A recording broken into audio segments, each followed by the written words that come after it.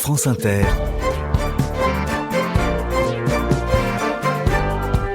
le 18-20, Fabienne Synthès. C'est bien sûr la grève partie le 5 décembre qui a remis le sujet sur le tapis. Par la force des choses, à Paris et en banlieue, la pratique du vélo a plus que doublé par rapport à la période normale. On a vu ceux qui sortaient leur vélo du week-end, ceux qui utilisaient les vélos en libre service, et ils ont vu qu'aller travailler à vélo n'était finalement pas si terrible. Mais en réalité, si on regarde les chiffres, à Paris à vélo, ça fait un petit moment qu'on dépasse les autos. En septembre 2019, plus 54% sur les grands axes parisiens. Les trajets en voiture ont déjà diminué de 4,7% par rapport à 2010. Est-ce que le renversement est là ? Peut-être qu'on n'y est pas tout à fait, mais les chiffres en tout cas disent des choses. Sortons de la capitale, s'il vous plaît. Savez-vous que sur le pont de Pierre à Bordeaux, il y a 10 000 vélos par jour ? Que Bordeaux est la ville qui dépense d'ailleurs le plus pour le vélo, suivi par le Grand Lyon, par Strasbourg qui a été ville pionnière, ville modèle encore aujourd'hui, et puis Paris qui essaye de mettre la gomme. Le palmarès des villes où il est agréable de circuler à vélo, Strasbourg, Nantes et Bordeaux dans le trio de tête apparemment.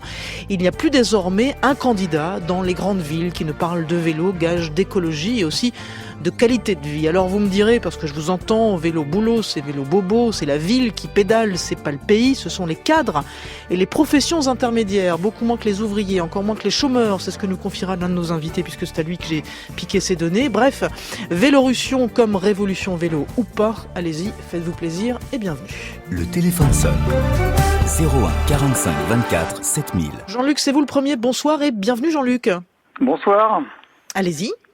Alors je voulais témoigner de mon usage du vélo en croissance depuis les grèves. Donc j'habite en banlieue sud parisienne, à Draveil, pas très loin de la Seine. Et mon usage jusqu'au mois de décembre, c'était aller à Paris, enfin aller à la gare RER avec mon vélo pliant, le mettre dans le RER et finir le trajet jusqu'à mon travail à vélo. Et début janvier, j'ai eu des difficultés pour prendre le RER, j'avais 45 minutes d'attente en gare. Donc je me suis dit, j'ai mon vélo pliant, pourquoi pas aller à Paris avec mon vélo. Donc c'est ce que j'ai fait, je suis sorti de la gare et par les bords de Seine, j'ai pu rejoindre mon travail en 1h15 par un trajet cyclable sur environ 80-85%, donc c'était plutôt agréable. Et depuis, j'ai décidé d'aller à Paris à vélo une fois par semaine. Voilà. Et le reste du temps, est-ce que vous le pliez toujours dans le RER ou est-ce que le reste du temps vous faites comment ? Le reste du temps, j'utilise mon vélo pliant dans le RER, aller-retour. Et vous m'avez dit combien de kilomètres, Jean-Luc ? J'ai 21 kilomètres de porte à porte. Donc 25 km aller, 21 km retour. Voilà, alors jusqu'à présent, comme les jours sont quand même courts, le retour je le fais en RER, je fais que l'aller à vélo. Mais dès que les jours seront plus longs, je ferai l'aller-retour dans la journée à vélo, une fois par semaine. Eh ben merci à vous pour ce témoignage et bravo parce que ça fait quand même beaucoup de kilomètres à faire tous les matins. Merci vraiment pour discuter ensemble autour de cas comme ceux de Jean-Luc, mais pas seulement justement parce que on essaiera de voir ensemble s'il se passe quelque chose dans les villes en ce moment. Olivier Razemont est là, bonsoir. Bonsoir. Vous êtes journaliste indépendant, vous êtes auteur du blog L'interconnexion n'est plus assurée sur lemonde.fr. Vous êtes spécialiste de la mobilité des transports. Bonsoir Olivier Schneider. Bonsoir. Vous êtes président de la Fédération française des usagers de la bicyclette. Je voudrais préciser que vous habitez Brest. Et c'est important qu'on le sache parce que j'espère qu'on aura des appels qui viendront évidemment de bien ailleurs que Paris. C'est le cas pour le suivant. J'ai envie de dire, Olivier Razemont, qu'il est un peu l'appartement témoin de ce qui s'est passé ces derniers temps, en fait, oui. Notre ami Jean-Luc. Oui, et il y en a beaucoup comme ça. La question qui se posait, qu'on se posait tout au long de cet épisode de défaillance des transports publics, c'était finalement est-ce que les gens vont continuer sur le sujet précis du vélo. Il y avait beaucoup d'autres questions à se poser, mais sur ce sujet précis-là, c'était ça. Et en fait, apparemment, c'est le cas. C'est-à-dire quand on regarde tout simplement les statistiques, quand on regarde les compteurs qui sont faits à Paris et en petite couronne, qui étaient les endroits les plus impactés aussi par la grève, on s'aperçoit que ça continue. Ça continue pas pas exactement au même niveau qu'au plus fort de la grève, mais on est à peu près à 75%. C'est-à-dire qu'on avait peut-être sur le totem de la rue de Rivoli, qui est un des exemples, 5000 vélos par jour, on en est monté à 10 000, et là on est à 7500. Donc ça veut dire que c'est une partie ont continué, et c'est la même chose en petite couronne. Mais est-ce que il est aussi, Jean-Luc, une sorte de bel archétype type, en effet, sont des gens qui faisaient du vélo de toute façon le week-end ou différemment, qui étaient de toute façon déjà équipés et qui se sont dit, je dois pouvoir en faire plus?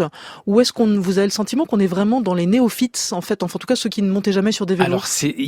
Alors, il y a peu d'études qui ont été faites sur ce sujet. Je sais qu'il y en a une qui a été faite à un moment de la grève, mais l'impression qu'on peut avoir, c'est en effet exactement ce que vous venez de dire, c'est-à-dire en fait des gens qui continuent en fait une pratique qu'ils avaient commencé, qu'ils avaient envisagé, ils faisaient un peu le week-end et puis ils continuent. Moi, j'ai des exemples autour de moi, c'est pas du tout représentatif, mais de gens qui faisaient ça. Et puis il y en a quelques-uns qui s'y sont vraiment mis et qui, comme Jean-Luc, va continuer, en l'occurrence pour ce trajet très long, pas tout le temps, mais de temps en temps. Olivier Schneider, est-ce que c'est votre étalon au fond, Jean-Luc? Est-ce que c'est ce genre de personnes qui ont goûté que vous tâchez, vous, à la Fédération française des usagers de la bicyclette, de maintenir sur son vélo, au fond? Nous, on pense que le vélo est vraiment bénéfique pour toute la société parce que c'est bon pour la santé, c'est bon pour la qualité de l'air, pour le bruit, ça décongestionne le transport public.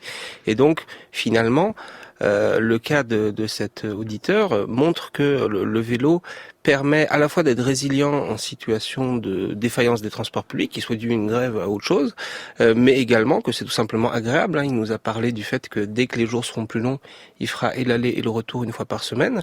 Et je pense qu'aujourd'hui, ce dont nous devons avoir conscience et ceux qui nous animent à la FUB, c'est le fait que le vélo a beaucoup à apporter à tout le monde, à la fois à des enfants qui n'ont pas assez d'activité physique. Il faut créer les conditions pour qu'ils puissent apprendre à faire du vélo en école primaire pour ensuite peut-être envisager d'aller au collège en autonomie à vélo. Il y a aussi des parents qui déposent leurs enfants. Enfin, le vélo peut rendre des services à toute la population. Et c'est vrai qu'en voyant quelqu'un comme votre auditeur, en entendant cet exemple-là, certains vont se dire, écoutez, si lui, il fait 21 km une fois par semaine et tous les jours avec son vélo pliant, pourquoi moi, mes 5-6 km, je les ferai pas tous les jours? Pourquoi je les essaierai pas au printemps? Et donc, c'est vrai qu'on a besoin à la fois de ces exemples, mais en fait, on vise autant des hommes que des femmes, autant des jeunes que des moins jeunes, autant des jeunes retraités que des jeunes lycéens ou collégiens. Ce qui est intéressant aussi dans l'exemple qu'on a donné, Olivier Rasmont, avec notre ami Jean-Luc, après on va quitter Paris, on ira à Lyon dans un instant. C'est aussi le mix, en fait. Le vélo est pliant, donc il rentre dans le RER potentiellement, il peut rentrer dans un coffre de taxi, il peut rentrer dans un coffre de covoiturage, etc. Est-ce que ça aussi c'est une sorte de révolution de se dire que oui, il y a désormais, on parle d'une combinaison de moyens qui n'est plus forcément la voiture puis le RER, mais là, le RER et le vélo. Alors, oui, c'est pas nouveau en fait. Beaucoup de gens faisaient déjà des choses comme ça, mais c'est vrai que ça ouvre. Quand on est dans une situation compliquée, en fait, pour changer d'habitude d'une manière générale et pour changer de mode de transport en particulier, on n'a pas vraiment d'incitation à le faire, sauf quand il y a un événement précis dans la vie personnelle ou heureux ou malheureux. Mais enfin bon. Et puis il y a ces événements extérieurs qui sont en l'occurrence une difficulté concernant les transports. Et là, on change et on se met à faire autrement. Et là, on découvre qu'il y a plusieurs possibilités. Et quand on se déplace en général sans voiture, parce que la voiture bénéficie finalement d'un système très organisé, très routier, qui permet finalement à peu près d'aller partout. Tout ça est très très bien fait depuis longtemps. Quand on se déplace en voiture, on fait autrement. Et donc évidemment, parfois c'est le train, parfois c'est le car, parfois c'est le vélo, parfois c'est la marche, parfois c'est une combinaison de tout ça. Et puis ce que je note aussi, c'est que Jean-Luc le fait parce qu'il a une infrastructure de qualité. Il l'a dit, le long de la Seine, c'est une piste cyclable très longue qui existe depuis. C'est la piste qui crée le cycliste, c'est pas le cycliste qui crée la piste. Ça aide énormément. Ça marche dans quel sens entre l'œuf et la poule, Olivier Schneider? Est-ce que c'est le cycliste qui crée la piste ou est-ce que c'est la piste qui crée le cycliste? Alors, clairement, quand on fait des infrastructures cyclables et que ça commence à créer un réseau, c'est-à-dire que ça relie des origines et des destinations, ça engendre des cyclistes, mais pour que l'on construise des vraies pistes cyclables, et c'est vrai que la différence avec celles qui ont été livrées récemment à Paris, c'est qu'elles sont larges, c'est qu'elles sont continues par rapport à d'autres aménagements qu'on a vus dans d'autres villes ou à Paris précédemment. Mais finalement, c'est aussi la quantité de cyclistes qu'on voit maintenant quand on voit les trafics sur la rue de Sébastopol, sur la rue de Rivoli. Je viens de les emprunter en venant de la gare de l'Est, vu qu'aujourd'hui j'étais à Strasbourg. Quand on voit tout à fait, mais quand on voit tous ces cyclistes, ça incite tous les candidats de France à faire davantage de pistes cyclables. Et donc là, c'est l'inverse, c'est les cyclistes qui font la piste cyclable. Alors, candidat, c'est le moins qu'on puisse dire. On va d'abord aller faire un tour à Lyon, comme promis, chez Marguerite. Bonsoir Marguerite.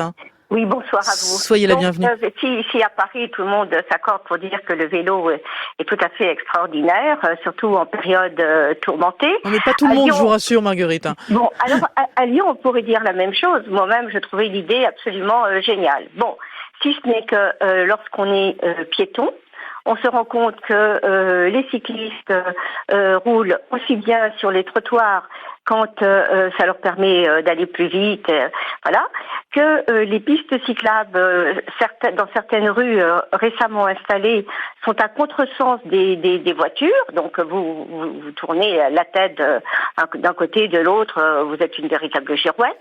Que puisqu'on parle uniquement des cyclistes et des vélos, donc je ne parlerai pas de trottinettes. Les vélos. Ce sera l'objet d'une autre émission. Pour une autre émission, j'aurai encore des choses à dire. Les vélos attendent le cycliste comme ça, au milieu du trottoir. Les vélos, malheureusement, ne sont pas tous dotés d'éclairage. Il y en a qui ont au niveau des pédales un petit lumignon, je ne sais pas trop. Ce que vous dites, Marguerite, je vous entends, c'est un peu de discipline, sinon ça va pas être possible. En France, on facilite les choses et ensuite on pense éventuellement à un règlement. Les cyclistes ne sont pas tenus de s'arrêter au feu rouge. Donc évidemment, c'est l'automobiliste, rassurez-vous, je ne roule plus en voiture en ville, mais c'est l'automobiliste qui doit faire attention aux cyclistes qui brûleraient le feu rouge, mais quand ils n'en ont pas, ils ne brûlent rien du tout. C'est extrêmement dangereux et ce qui semblait la décision idéale, que de faire du vélo en ville, devient extrêmement dangereux, tant pour certains cyclistes, les plus téméraires, que peut-être pour les voitures et pour les piétons. Je pense qu'on a compris, pardon de vous interrompre Marguerite, parce qu'il y a beaucoup d'appels, mais on a compris l'essentiel de ce que vous disiez. Vous n'êtes pas la seule, les vélos brûlent des feux, ils circulent sur les trottoirs, ils rendent la vie impossible aux piétons et c'est insupportable, nous dit ce monsieur ou cette dame, je ne sais pas, sur franceinter.fr. On a même quelqu'un qui nous dit, est-ce qu'il ne faudrait pas une formation de quelques heures pour faire du vélo en ville, à l'instar des voitures? Et c'est Marguerite. Ah bah c'est la même, tiens, c'est Marguerite, la même, voilà. Ah bah non, c'est Jacques de Toulouse, bah décidément, peu importe. C'est Jacques de Toulouse qui propose une espèce de permis. Olivier Schneider, sur le comportement du cycliste, il y a beaucoup de messages, beaucoup de gens qui pensent que pour beaucoup d'entre eux, le code de la route est une option. Qu'est-ce que vous en dites? Et alors, on le voit tous, effectivement. Comment on fait pour faire en sorte que ça change, en fait? Il y a beaucoup de choses à dire. La première chose, c'est que le code de la route a évolué, comme l'évoquait l'auditrice, et il n'a pas été suffisamment expliqué, ni aux cyclistes, ni aux autres participants de la circulation le feu rouge, routière. c'est assez clair pour tout le monde. Le feu rouge, quand il y a en dessous un panonceau avec un petit vélo, là, qui est codifié M12, ça signifie que le cycliste est non pas autorisé à griller le feu, mais quand il est rouge, le considérer comme un céder le passage. Ça veut dire que s'il y a un piéton en train de traverser, évidemment, il faut d'abord laisser le piéton traverser et ensuite s'engager. Mais c'est tout à fait, ce n'est pas griller un feu. Non, vous avouerez avec moi qu'il n'y en a pas beaucoup des feux rouges comme cela et que c'est vrai qu'on voit des cyclistes griller des feux. Moi aussi, je fais du vélo, il m'est même arrié d'en griller. Enfin, je veux dire, à un moment...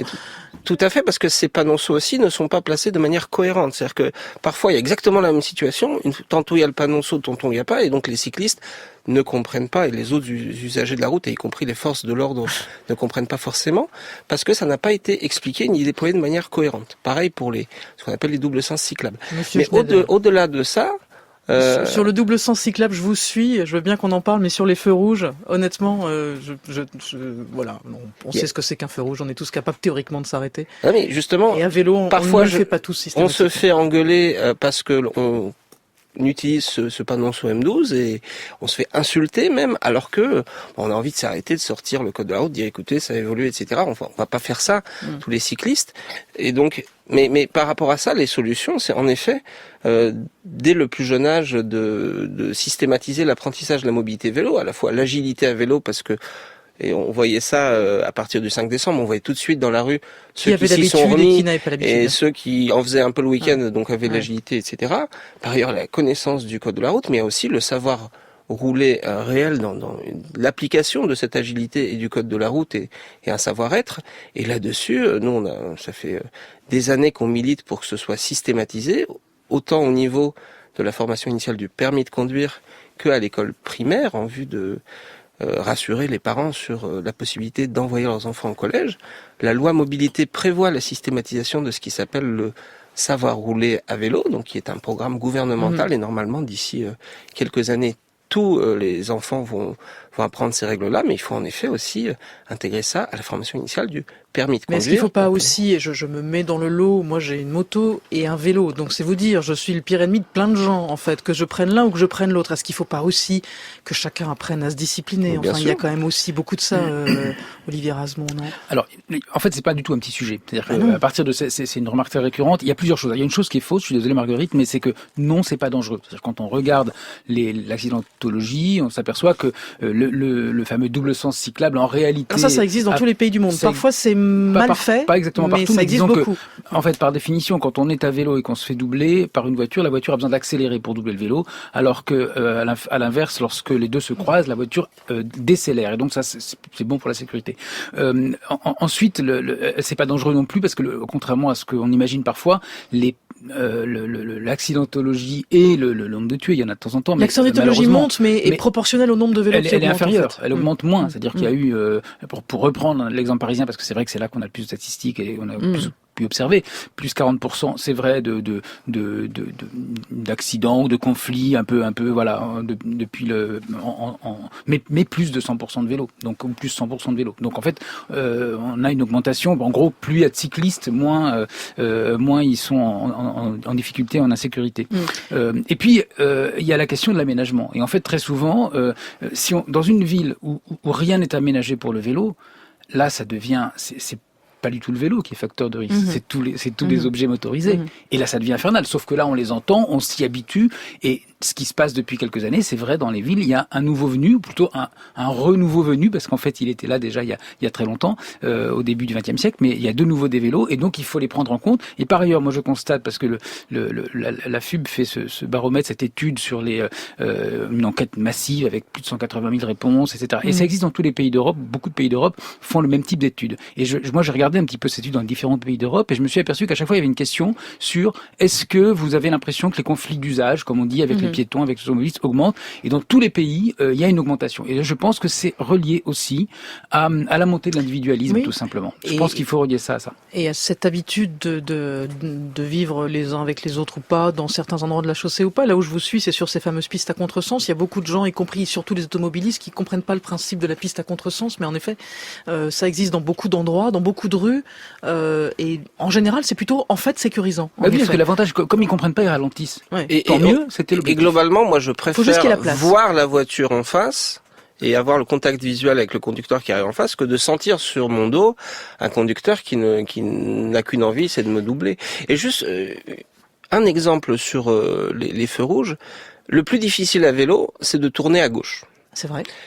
Et souvent, le meilleur moment pour tourner à gauche, c'est à la fin du feu rouge, juste avant que ça passe au vert. Donc, il y a des arguments de sécurité. Je ne dis pas qu'il faut griller tous les feux du monde. D'accord, je comprends ce que vous dites et je suis d'accord avec vous. Il faut juste l'expliquer. Parfois, il faut démarrer juste avant. Il se trouve juste que il y a aussi quand même pas mal d'incivilité en la matière. Allez, vélo et pollution, comment les cyclistes doivent se protéger des échappements des voitures? Est-ce que c'est plus dangereux pour un cycliste? Est-ce qu'on en prend plus dans le visage ou pas? En fait, non, parce qu'on n'est pas dans un milieu confiné comme le métro ou comme des voitures. Et on est plus haut. Les plus exposés, ce sont ceux qui sont dans les voitures et également les enfants qui sont dans les poussettes d'enfants, donc qui sont tout très bas. Par contre, en effet, quand il y a des pics de pollution, il faut essayer de rouler un peu moins vite pour éviter ce qu'on appelle l'hyperventilation, pour brasser moins d'air. Et c'est vrai que pour cette raison-là, alors je suis pas un adepte du tout vélo assistance électrique, mais c'est vrai que le vélo assistance électrique, pendant les pics de pollution, permet d'avoir cette activité physique qui est bonne pour le cardiovasculaire, sans avoir cette hyperventilation qui nous surexpose à cette qualité de l'air. Question rapide, réponse rapide. Vélo sans sonnette, est-ce qu'elle est obligatoire, la sonnette, oui ou non? Oui, tout à fait. Oui, théoriquement, c'est obligatoire. C'est obligatoire, tout comme les feux, tout comme. C'est ça. Et tout comme les feux. À bon escient, là aussi, klaxonner un piéton sur un passage piéton, ça n'a aucun sens. Voilà, c'est toujours bon à savoir, mais quand on veut doubler un autre vélo, ça a de l'importance aussi. Ou encadrer, en cas de danger. Vous vouliez dire quelque chose, Olivier Schneider, après on retrouve Gilles au standard, allez-y. Non, mais donc feu avant, feu arrière, les catadioptres de roue et les catadioptres de pédale, deux freins qui fonctionnent bien, voilà, c'est ça les équipements obligatoires. Et on a aussi un message d'un auditeur qui est pompier et qui nous dit « Je suis sapeur-pompier, surtout mettez un casque ». Voilà, merci de ce message. C'est Gilles qui nous attend. Bonsoir Gilles. Oui, bonsoir. On vous écoute Gilles. Écoutez, je me félicite de la démocratisation du vélo dans les grandes villes. Je voulais apporter un témoignage un peu plus contrasté sur la situation des circulations douces dans les petites et les villes moyennes. Vous êtes où, vous, pardon Gilles, excusez-moi? J'habite les Andelys, dans l'Eure, une ville de moins de 10 000 habitants.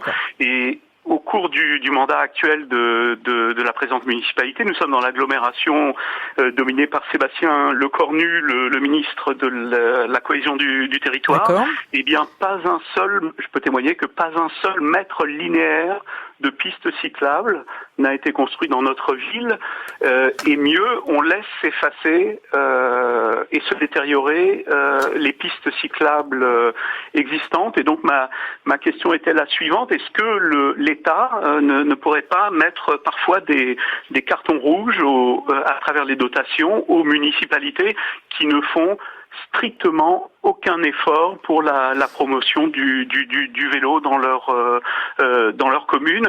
Et je voudrais préciser dernière chose, que paradoxe, nous avons accueilli une étape du Tour de France cet été, voilà, donc nous célébrons le vélo à travers le Tour de France. Ironie, j'ai envie de dire même. Mais au quotidien, notre municipalité ne fait strictement rien pour la promotion du vélo, et je crois que c'est le cas de beaucoup de petites et moyennes villes dans des territoires de la grande couronne de Paris. Merci beaucoup pour cette question, Gilles. Olivier Rasmont, c'est une réponse pour vous, c'est une question pour vous. C'est vrai que dans les grandes agglos, les progrès, les pistes, on les voit. Après, il y a le périurbain, où là, les choses ont l'air extrêmement contrastées. Alors oui, c'est contrasté dans le périurbain. Là, on n'est plus dans le périurbain, on est dans la petite ville. Et là, c'est contrasté aussi, en réalité. Il y a un plan vélo qui vient d'être lancé à Bourgoin-Jallieu, dans la grande banlieue de Lyon. À Arras, à Saint-Brieuc, ils ont fait une vélostation, etc. À Orvaux, dans la banlieue de Nantes. À Moulins, il y a un pont, un nouveau pont. Tous les candidats au municipal sont d'accord pour faire un pont qui sera uniquement dédié au mode actif, comme on dit, c'est-à-dire au vélo et à la marche. Donc en fait, il y a une sorte de ça dépend vraiment des situations. Et effectivement, il y a des endroits où c'est pas important, où il y a des maires encore, et y compris en petite couronne parisienne ou y compris dans des villes moyennes, qui considèrent que c'est pas important. En 2014, c'était la norme. C'était plutôt finalement on va faire revenir la voiture parce que c'est ça, parce qu'on veut des voitures en ville, parce que c'est bon pour le commerce. En fait, les maires qui ont fait ça après avoir été élus, assez vite se sont rendus compte que ça fonctionnait pas.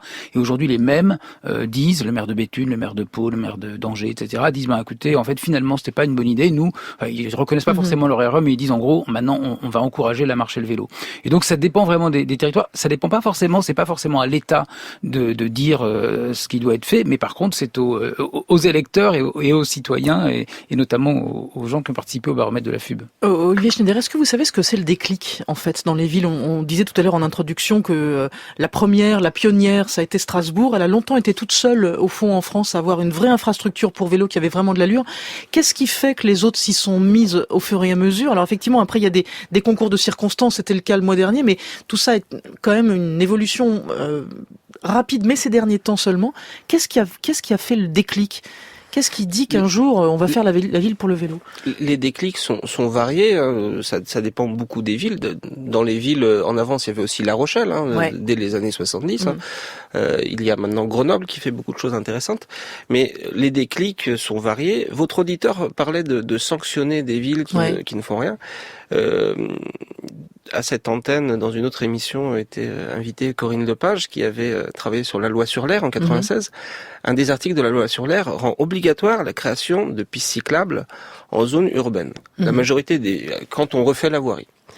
La majorité des villes n'ont absolument pas respecté cette loi, et dans certaines villes, le déclic, ça a été quand des associations issues de mon réseau ont gagné un procès face à leur propre ville. C'est difficile de se dire, je vais intenter un procès à ma propre ville pour l'obliger à faire des pistes cyclables. Et beaucoup ont hésité, puis finalement se sont rendus compte, si la justice a donné raison à cette association, c'est que peut-être c'est pas si stupide que ça.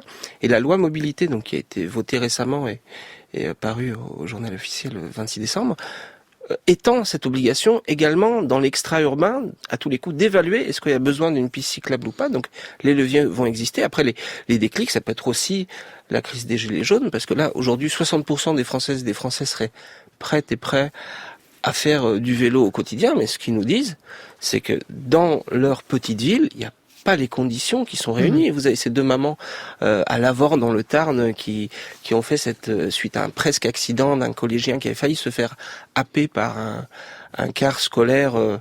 Ils ont fait ce clip humoristique je veux sur l'air de Zaz, je veux des pistes cyclables.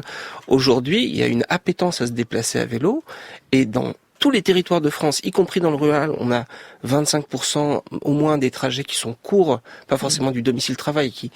Mais le déclic, c'est, écoutez, très bien, arrêtons de faire de la voiture et augmentons les taxes sur l'essence, mais donnez-nous des solutions alternatives. Est-ce que c'est cher, Olivier Razon, pour une municipalité? Alors j'imagine, vous me direz, ça dépend de la piste. Si c'est juste un espace sur un couloir de bus, ou quand c'est quelque chose de borduré, c'est autre chose. Mais j'ai tendre à parler du déclic ou pas du tout? Je vous en prie. Voilà, non, il y a une anecdote rigolote que les habitués du vélo connaissent bien, mais qui est quand même le maire de Montpellier, Philippe Sorel, en octobre 2018, dit, interrogé par France 3, alors vous allez faire une piste cyclable en centre-ville? Il dit, je vais pas faire une piste cyclable pour 2 personnes.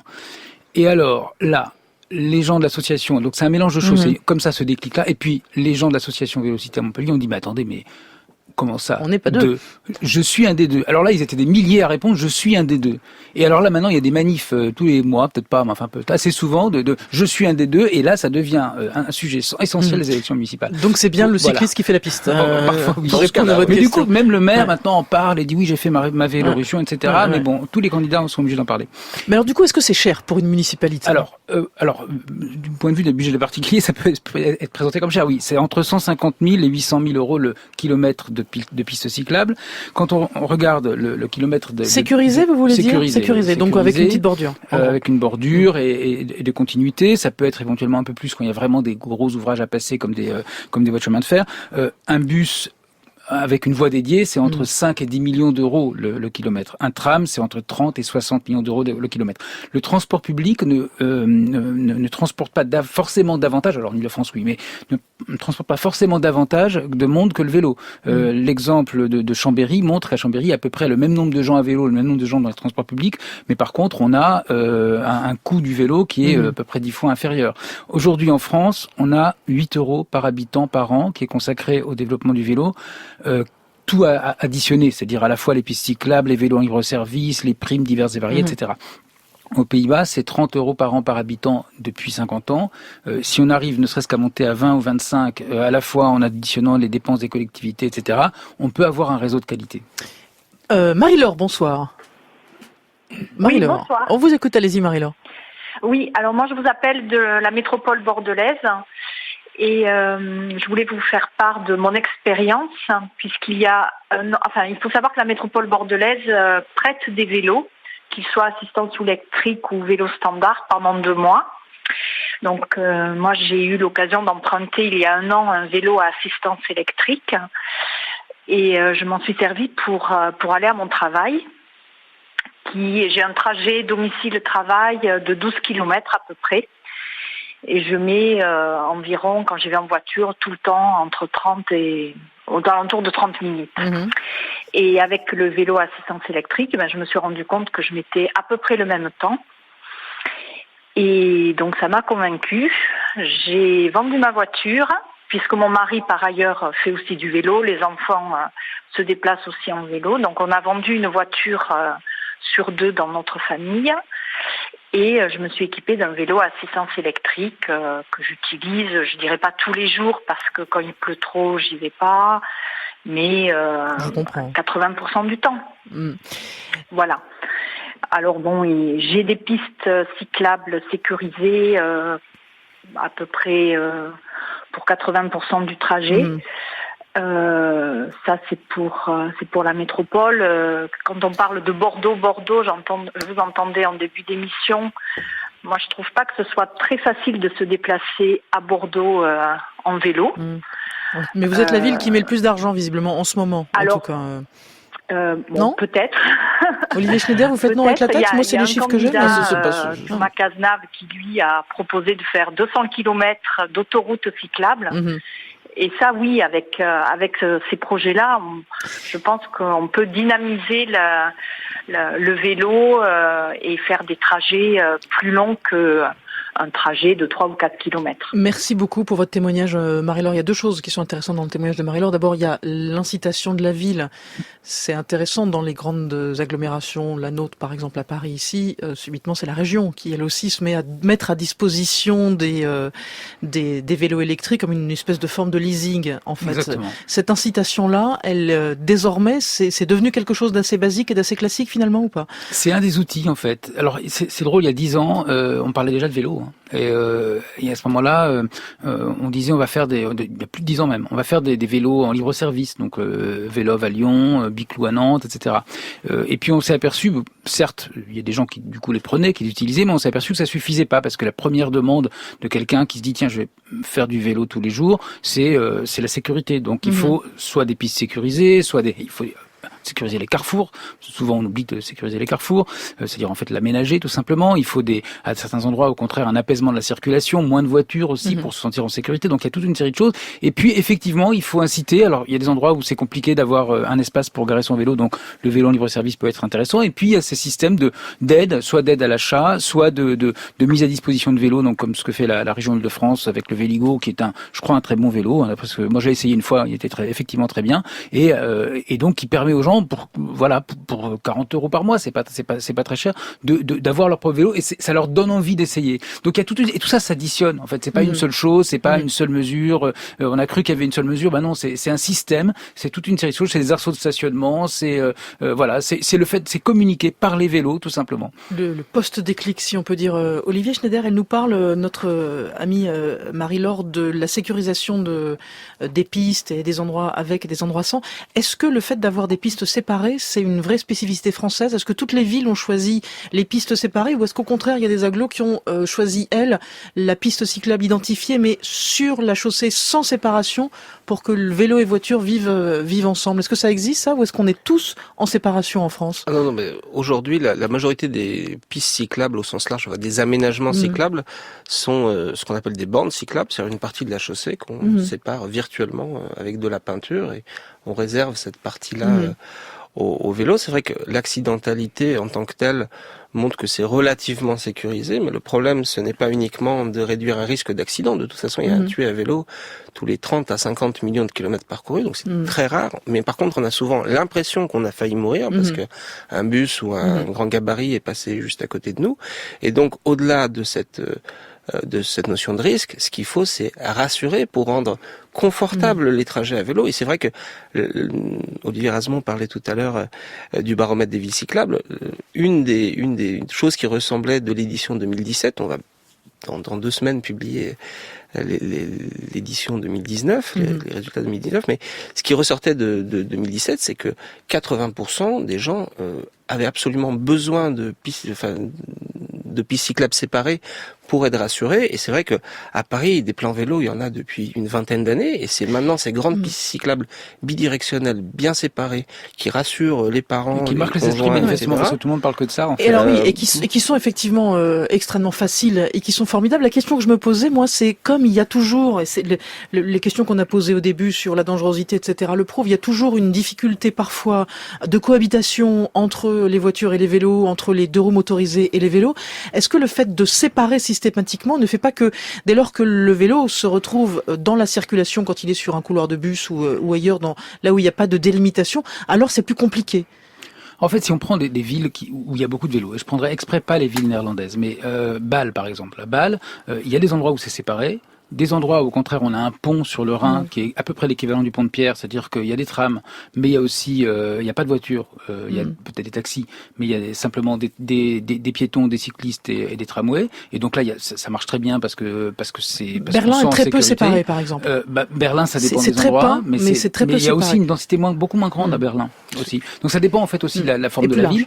Et dans les villes italiennes, on a le système de la zone à trafic limité, donc il y a pas mal de gens à vélo. Il pourrait y en avoir plus, c'est sûr, mais dans les villes à Bologne, à Pavie, à Parme, on a un trafic qui est limité en tout cas pour les motorisés, uniquement aux véhicules utiles, c'est-à-dire ceux des riverains, ceux des commerçants. Et donc il y a moins de voitures, et donc on se sent plus en sécurité à vélo. Allez, on a le temps de prendre Romain encore. Bonsoir Romain. Bonsoir. On vous écoute, allez-y. Oui, bonsoir. Je voulais apporter un témoignage. Moi, je fais 5000 km pour aller travailler. J'en ai 25 par jour aller-retour. Non, 5000 par an, excusez-moi. 25 km aller-retour. Et donc, je fais du vélo depuis 9 mois et j'ai déjà fait 3200 km. Et je suis assez surpris de la facilité avec laquelle ça s'est fait engendrer les kilomètres. Le plus dur, ça a été de s'y mettre et de traverser certains carrefours en région parisienne. Sinon, c'est assez confort. Eh ben, écoutez, tant mieux pour vous. Vous venez de loin ou pas? Vous faites, c'est quoi votre trajet en fait? Je fais de banlieue à banlieue. Je fais 12 km de banlieue à banlieue. Oui, Clichy. Voilà. Et le plus dur, c'était vraiment de s'y mettre. Après, une fois qu'on a pris le pli, voilà. Et ça baisse du coup je divise par 5 ma consommation d'essence puisque j'y allais en moto. Et ben voilà. Je mets pas tellement plus de temps finalement. Merci pour ce témoignage, Olivier Schneider. Pour compléter le propos de tout à l'heure d'Olivier Rasmont sur le système vélo, en fait, on n'a pas besoin d'une mesure phare, mais on a besoin de tout un système vélo. Et par rapport à ça, il y a quand même une chose dont on a peu parlé, et je voulais en parler aussi pour toutes les personnes qui travaillent à la maison de la radio, c'est le stationnement vélo. Moi, j'ai été frappé, j'ai pris des photos en bas de tous ces vélos attachés contre les rambardes. Je vais vous expliquer pourquoi. Il y a un véritable problème là-dessus. Tant que les gares de RER ne sont pas dotées de stationnement sécurisé, on a beau mettre des aides pour l'achat des VAE, les vélos électriques, on a beau mettre des belles pistes cyclables, les gens, s'ils n'ont pas la garantie que le soir le vélo les attend, ils ne vont pas envisager le vélo. Alors, vous voyez, c'est intéressant comme les temps changent parce que l'appel d'offres pour refaire la maison de la radio, parce qu'il a fallu faire beaucoup de travaux, doit avoir maintenant peut-être entre 15 et 20 ans. On n'y a pas pensé à ce moment-là. Aujourd'hui, les temps changent. La réponse qu'on nous fait, c'est que le bâtiment est classé. Et qu'il y a beaucoup de choses qu'on ne peut pas mettre devant un bâtiment classé, comme vous le savez, et notamment des abris qui permettraient de protéger les vélos. Donc on est pour l'instant dans un entre-deux, mais j'ai cru comprendre que la maison s'en occupait. Mais vous avez raison, la sécurisation, le vol, on n'a toujours pas réglé l'énormité des vols dans toutes les grandes agglos, non, Olivier Rasmont? Oui, c'est un des sujets aussi. On a besoin de lieux sécurisés, on a besoin aussi de savoir ce qu'on fait. Si jamais je me fais voler mon vélo, qu'est-ce que je fais? Et il faut accepter la réponse suivante, j'en rachète un. Ouais, mais est-ce que les assurances commencent à s'y mettre et à rembourser les vélos volés ou pas, réellement? Il y a une obligation à partir de l'année prochaine, du 1er janvier 2021, d'identifier les vélos neufs. Et donc, en effet, ça va ouvrir la porte à ce que les assureurs fassent plus confiance au système vélo là-dessus. Et donc, les municipales arrivent bientôt.